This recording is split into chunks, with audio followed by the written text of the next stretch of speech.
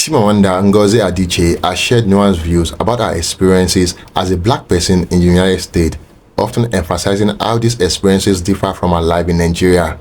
Her perspective is shaped by her Nigerian background, where racial identity did not define her daily experiences in the same way it often does in the United States. Watch and pay attention, and I will share my thoughts later.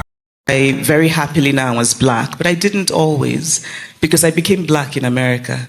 When I went to the US to go to university, I realized, oh, I'm suddenly something else called black. Mm. And it's not to say that I didn't know that my skin is the glorious color of chocolate, but it's that, which I wouldn't change for anything, by the way, but it's that idea that that there's meaning attached to skin color in certain parts of the world. And I had come from Nigeria, where really skin color didn't have meaning. Ethnicity had meaning. Religion had meaning. And then to come to the US and to be in class and to write an essay which the professor said, who wrote this? This is the best essay. And I raised my hand and he looked surprised. And it was a very small, fleeting moment. And it was maybe my 4th week in the US, but that's when I realized to be black is to have people make certain assumptions, that you cannot write the best essay, for example, that you need extra help with schoolwork, for example. That's interesting. Beyond author, human. I think it depends on where I am. I think identity is I find identity to be such a fluid thing. And I don't mean that I become different people in different places. I mean that I'm many things at the same time, but depending on where I am, one thing is highlighted more, I think. And because I have 2 homes, I live in Nigeria and I live in the US, and I find that in the US, it's my being black that's sort of present, front and center, and just in ways that are practical. And so an example is just a few days ago, I was going to board my flight at Washington, D.C., Dulles Airport, and I'm going into the premium line, and the guy standing there says, "That way, ma'am," and he points to economy. And I realize this is why identity matters. It has real consequences, because it comes with all of these stereotypes. And so he assumed that looking as I did, I shouldn't be in that line, right? And other people just sort of walk past, but he's like, "Ma'am, go to economy."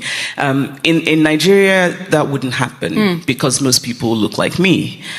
And I think maybe in Nigeria, what would then be more at the forefront would be my ethnicity and my gender. Right. What are your thoughts on identity and authorship? I know that some of your very earliest writing as a child was informed by the stories you were reading. I seem to remember something about there being a lot of snow in those stories, even though you didn't really grow up with them. Yes. Can you maybe reflect on, I guess, the role of identity in writing and where you feel perhaps the tensions may or may not be? Just to roll a little second question in there, because I'd love to just hear you reflect on all of this. I know that in America there's this new thing seems to be going on about own voices, this idea that we want to hear from the people who are actually from a community or have a particular identity, etc. Do you on the whole see that as a positive development, or is there also a danger that we only want to hear about black people from black people, white people from white people, women from women, etc.? I think it's complicated because I do think we need to have more voices. We need to have, because I think storytelling doesn't exist in a vacuum. There's always questions of power and access. And so I think that many people who feel very strongly about that are coming from a good place. But there's always a danger, I think, of then reducing things and becoming very reductionist. I'm a keen believer in having more voices, having more stories, having different kinds of storytelling. But at the same time, I do believe that there is such a thing as the ability to, there's a wonderful line I like, which is that to read literature is to become alive in a body that is not your own. And I think that sometimes also to tell stories is to inhabit bodies that are not yours. And so I want to be able to tell whatever story calls me. I don't want to feel constrained. if I choose tomorrow to write a story about a woman who lives in Stockholm and is blonde and blue-eyed, I want to be able to write that. But I think that the question is to do it well. And I think that's where power comes in. So we live in a world where for so long, Africa, Asia, Latin American stories have not been told by people from there, right? So that you go to a bookstore and you go to a bookstore in London, for example, and go to the Africa section, and there are many of these books by, they still have a colonial sort of tinge to them. And it's not that we don't, those stories are important. I want to know how England wrecked Nigeria. It's very important. But because, actually what's happening in the world today, if you look back historically, I find it so interesting because I think if you look back at what's happening all over, we're talking about Hong Kong a few minutes ago, you just find that England has been meddling in all of those places. And now we're being haunted by the past. That's what's happening today. But anyway, I won't go into a rant about that. I don't think we have the time. But, no, but I don't remember what we were saying. I think you've largely answered it. The identity in sorry.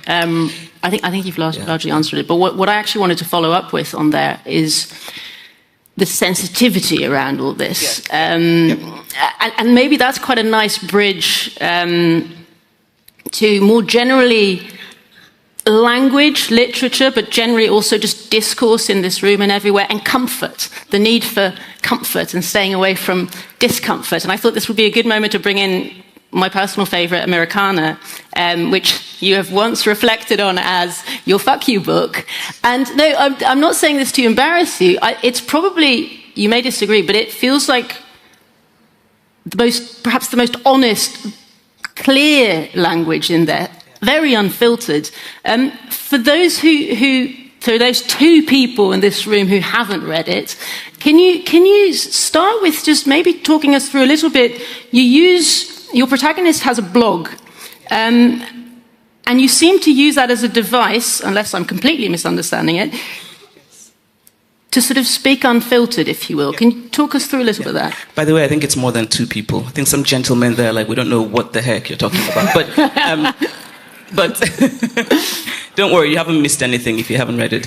But I wanted to, and I did say it's my fuck you book, and I think I maybe had a glass of wine before I had that interview, because then these things haunt you, right? People are like, you said it, but I do, and what I meant, and I stand by it, it is my fuck you book, because I wanted to write the book I wanted to write. And I felt that a lot of literature was very, that in the name of nuance, people were not being honest, especially about things like race. In America. And so I wanted to write a novel that I felt had a kind of, what in some ways I call a cinema verite quality, that I want to have a lens with which I'm looking clearly at the society that I now call my home. But fiction still has certain expectations and certain requirements. And so I decided to use this blog as a way to kind of subvert those expectations. So in the blog, my character takes on this persona where I wanted it to be funny, because when I was writing it, would laugh, writing it, then I would start to worry that I was laughing at my own jokes, right? Because then you're like, is this healthy? It's right? funny. Okay, thank you. It's good to know. But also I think humor and a certain kind of just in-your-faceness to talk about things in ways that I think we shy away from. And we shy away from those things, sort of using the language of art and nuance and complexity, which sometimes for me just equals dishonesty, right? Race is a real thing. It's a real thing because it has real consequences in people's lives. But it's also very complicated and complex, and also sometimes quite absurd. And I wanted to use that blog to write that in a way, and I knew very early on from my editor's response that it would be, interesting. She talked about nuance. She's like, we need more nuance, by which she meant take all the honest bits out. Were you, maybe with this book, but more broadly, have you ever run into the phenomenon of sensitivity screeners? And perhaps more broadly, what do you make of this? And maybe you can explain for those who aren't here what it is, but what do you worry about this trend? I didn't when I wrote Americana. It's been a few years. So apparently the sensitivity screening thing hadn't become a thing. Right. So sensitivity screening is something where you write a book and then sensitivity readers read it to find out who can possibly be offended and what you need to change. I think this is an absolute disaster for storytelling. I think that to tell a story means that the only thing that one should focus on is truth. And for me, it's emotional truth as well as, truth. And somebody, my feeling is that storytellers do not ever start out, real storytellers never start out deliberately to offend. I think that we now live in a world of people who provoke for a living, but those are not real storytellers, in my opinion. People who tell stories are telling stories because they're seeking truth. And maybe somebody will be offended, maybe, but I don't think it's healthy for storytelling, for the enterprise of storytelling, to have sensitivity readers. Because in the end, you're just going to flatten the story, right? You're going to you're just going to take out every bit that's interesting, I think. But I don't want to be too flippant about it, because it's also important to, I think, acknowledge that, again, I think going back to storytelling and power, there have been stories told about different communities, different groups, different countries that have been offensive, sometimes deliberately so. And being Nigerian, being African means I grew up reading lots of books about people who were supposed to be African, who I found so stupid that I identified with the European storytellers. Because I thought, surely, these people I thought I was, because the Europeans were always the sort of the smart ones who made sense. The African characters were always really stupid, or the noble savages. So I thought, no, these people are foreign to me. Yeah, so there's a history of that in the world, and I think it's important to correct that. But I do worry that there's the likelihood of overcorrecting that, where now you have, books where you're reading them and you're thinking, but you're lying, right? But this isn't actually true. Actually, just really briefly, on talking about race, I was recently working on an article on diversity and inclusion in the workplace, and quite a few employers told me that they're very comfortable talking about gender now, because they all, one told me this completely off the record, they all have wives or mothers. They find race much harder because they are worried to offend, in the words of several. I don't want to now. What race are they? White.